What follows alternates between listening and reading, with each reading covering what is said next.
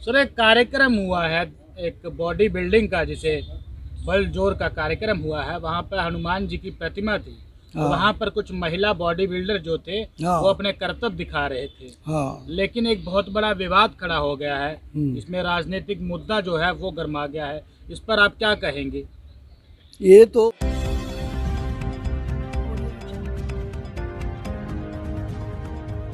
वहाँ जो कार्यक्रम कर रहे थे और राजनीतिक मुद्दा कैसे वहाँ प्रकट हो गया। ये राजनीतिक मुद्दा जो होता है ना, वहाँ के परिप्रेक्ष्य में होता है। वो कैसे हो गया, वहाँ राजनीतिक मुद्दा कैसे आ गया। हनुमान जी तो ब्रह्मचारी है ना। It is not proof that he was ब्रह्मचारी और नॉट।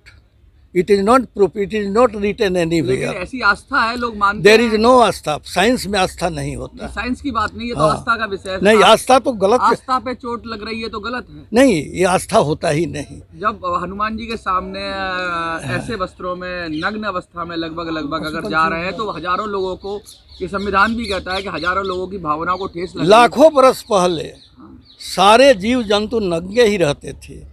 उनका विचार उतना नहीं एडवांस हुआ था कि अलौकिक कौन है, लौकिक कौन है। जब हमें शर्म आना शुरू हुआ, जब हमें पृथ्वी के ऊपर काम वासना प्रारंभ हुआ, तब हमें पता चलता है कि कुछ जो है ना, ये आस्था आ रही है। आज आस्था बहुत से लोगों में धर्म के नाम पर आस्था प्रचार में आ जाता है।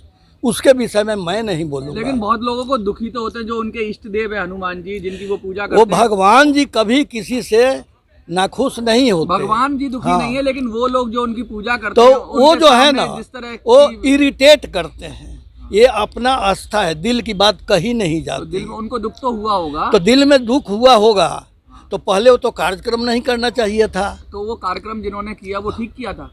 कार्यक्रम होता है, परंतु उसका एजेंडा यदि फिट ना हो कि क्या क्या इसमें कहना है, तो अंत में तो गलत हो ही जाएगा। होली का अवसर है, बहुत सारे आप सवालों पे त्वरित जवाब देते हैं। कुछ और सवाल है हमारे पास। आप सैनिक भी हैं। जैसे कि देश में एक बात ज़्यादा उड़ रही है कि होली नहीं मनाइए। होली इसलिए नहीं मनाएंगे क्योंकि उसमें नारी का अपमान किया जा रहा है। होलिका का दहन मतलब कि एक नारी का दहन हो रहा है, तो होली नहीं मनाएंगे। देखिए, होली का दहन हो रहा है, उसमें एक होलिका जो है ना, जो हिरण्यकश्यप की बहन थी, वो हेड ऑफ डिपार्टमेंट थी, केमिस्ट्री की थी। उस समय जो यूनिवर्सिटी चल रहा था, वहाँ की हेड ऑफ डिपार्टमेंट थी। और अपोजिशन वालों ने किसी तरह कहा कि ये यदि नष्ट कर दिया जाए तो साइंस नष्ट हो जाएगा। तो उन्होंने साठ-गांठ करके और उसको जान से मारने की कोशिश की। इसके पहले उन्होंने हिरण्यकश्यप और उसके बेटे, छोटा सा बच्चा जो था प्रहलाद, उसको उन्होंने घर में फूट डाली। क्योंकि हिरण्यकश्यप का अर्थ है कश्यप खानदान का राजा। तरह से कहानी नहीं बता सकते, क्योंकि आप जो इतिहास की कहानियां हैं ना, उनका फैक्ट होता है कोई ना कोई, उनका अपना ट्रेडिशन होता है। आप नई कहानी कह देंगे तो लोग तो आपत्ति उठाएंगे ना इस पर। हिरण्यकश्यप यहाँ का राजा था। हाँ, ये बात इसमें कोई। उसकी बहन थी होलिका, और उसको जलाया गया। उसको क्यों जलाया गया? What is the main reason? This is the समाज में किसी को भी जलाना बहुत ही गलत है, चाहे वो किसी भी रीजन से। जला देना ही औरतों का अपमान है, सबसे बड़ी बात है। हमारी औरत हो, हमारी बीबी हो, हमारी बहन हो, आज क्या होता है, मान सम्मान के लिए कितनी दहेज पे कितनी महिलाएं जलाई गई, कितना अत्याचार हुआ दहेज प्रथा पे। 71 के बाद से वो जो सरकार थी, दहेज प्रथा को उन्मूलन कर दिया कि जो भी 72 के जो भी दहेज लगा उसको सजा होगी। परंतु बैकडोर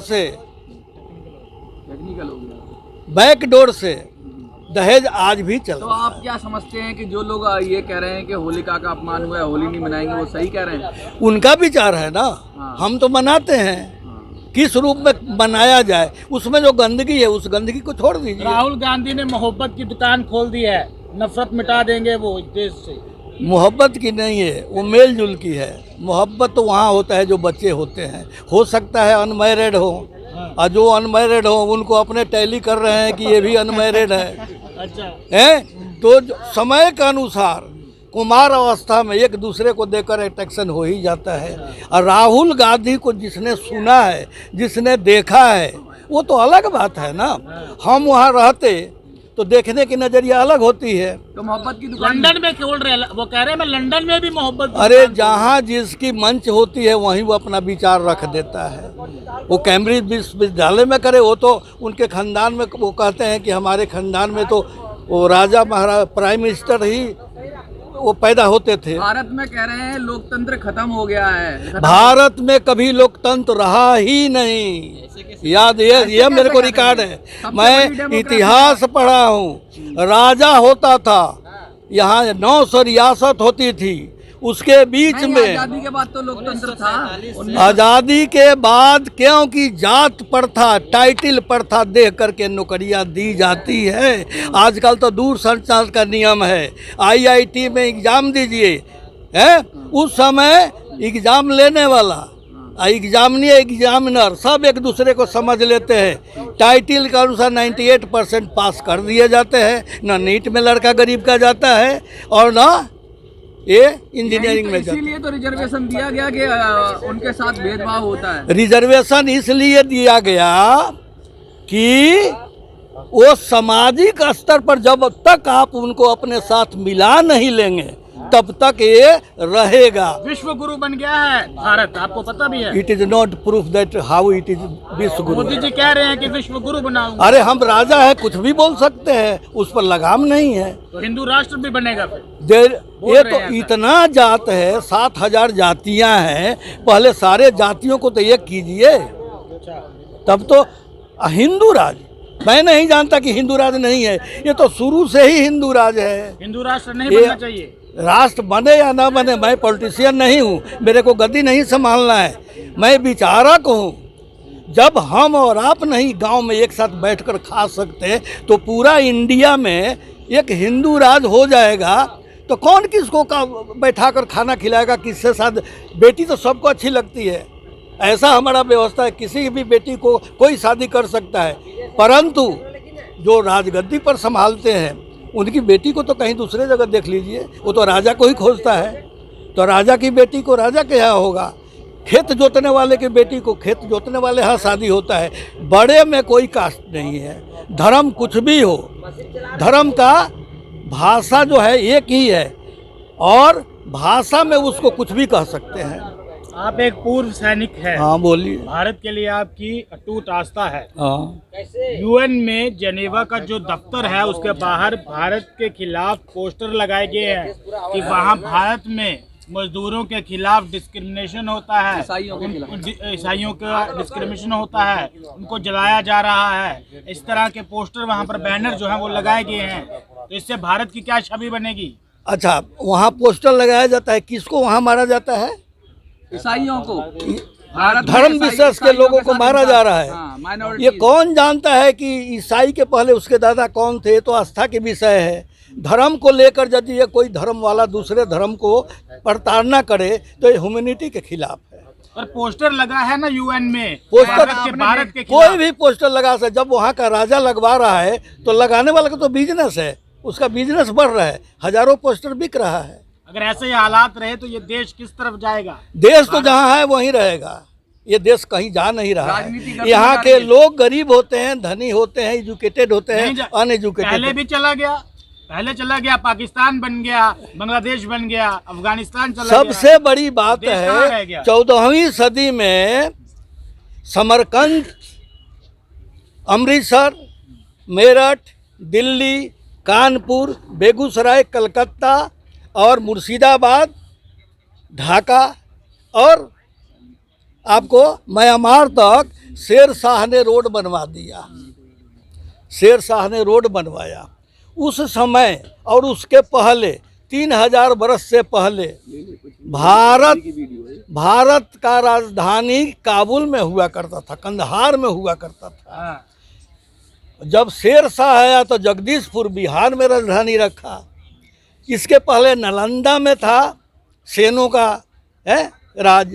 जब हम स्वतंत्र हुए तो हस्तिनापुर न रह करके हम ये इंद्रप्रस्थ दिल्ली में आज हम होली के विषय पे अलग अलग विषयों पे सवाल पूछ रहे हैं, आपको कोई आपत्ति तो नहीं है? नहीं। सोशल मीडिया के बारे में क्या कहेंगे आप? What is the meaning of social media?